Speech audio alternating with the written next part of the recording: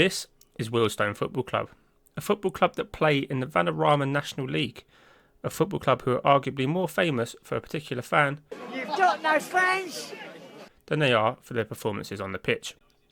Although it has been home to big players such as Jermaine Beckford, former England captain Stuart Pearce and Hollywood hardman Vinnie Jones. Despite being 5 short stops away from Wembley on the Tube, a media prediction of 21st place in the league and a relegation scrap means that even the most loyal fans can only dream of one day gracing the hallowed turf at the home of football. Or so it seemed until Monday the 24th of July 2023, when club chairman Rory Fitzgerald shocked the people of HA4 and took a gamble and confirmed the appointment of Maurizio Pochettino as the club's new manager. A 19-year-old Argentinian international whose career was tragically cut short when he was found out to actually not have any football ability to speak of, and it was just a blag. And with no coaching badges under his belt, he would have to rely on strong mental attributes and a David Brent-style goatee to try and guide this little club in Ruislip to the promised land. Grosvenor Vale is the place he would call home for the foreseeable future, a little ground tucked away with no undersoil heating and a maximum capacity of 4,100. And with limited training and youth facilities, Pochettino might have to rely on being shrewd in the transfer market if he is to take this team of nomads up through the English divisions and into the upper echelons of European football. And while most, including this caller into the PottsyFM show, thought that this was just a deluded pipe dream, and next on the line we have Richard, a Wealdstone fan, on the appointment of their new manager. I've never heard of this geezer. Pochettino sounds like that guy that used to manage Spurs. What did he ever win? Pochettino looked at the club's rise over the last 20 years and he believed he could continue this upward trajectory, and he wanted to install this belief in his players. Starting with club captain Jack Cook, a 30-year-old centre-back who spent his entire career in the London and Surrey area. Someone that would be key to the short-term success of the club would be key player Aaron Henry, a 20-year-old box-to-box midfielder on loan from Charlton, whose only 2 professional goals came whilst on loan previously at Wealdstone in a 21-22 season. In terms of any future talent, head of youth development Cameron Moore believes the 18-year-old Gibraltarian striker Jayden Bartolo is the hottest prospect at the club and may possess the ability to one day play as high as League One. When assessing his squad in full, it was clear to Pochettino that the strength lied in defence, but with several players considered to have 5-star potential in the future could be considered quite bright. And with his new right-hand man, Neil Banfield, having really good judging of ability and potential for this level, maybe he could actually trust those opinions after all.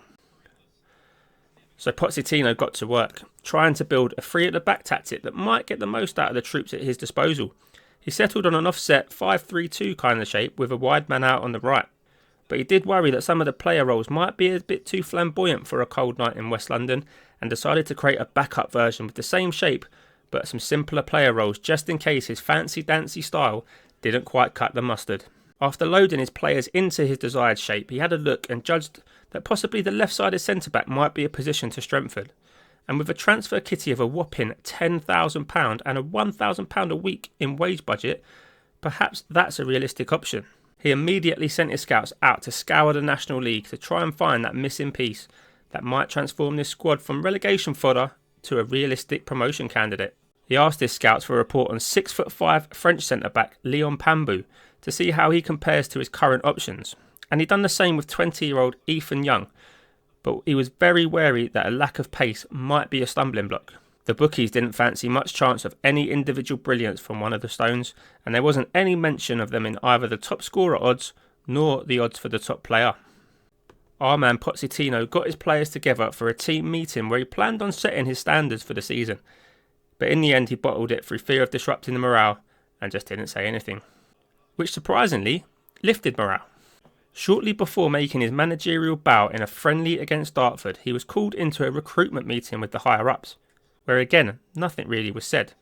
Sources close to Maurizio believed that he was really worried about this lack of communication, but he had no time to dwell on the negatives. It was time to get down to the down and dirty and the nitty-gritty and show the Wealdstone faithful just what his fancy pants Argentinian 5-3-2-ish was all about. It took less than 2 minutes for Wealdstone to show us what they were all about when Nathan Ferguson popped up at the back post to head home Obiero's cross and make it 1-0. A dominating start was then compounded when Ferguson snuck in again at the back stick and doubled his tally for the night and made it 2. Star striker Adakwa fired home from the edge of the penalty box before captain for the day Luke Dreher smashed home from the spot to put the Stones 4-0 up at half-time. Tricky winger Obiero then got himself on the scoresheet early in the second half before Ferguson made sure of the match ball with a well-executed left-foot finish from the edge of the box. There was still time at the end for substitute Taran Alarakia to get himself on the scoresheet and round off a dominating performance from Wealdstone.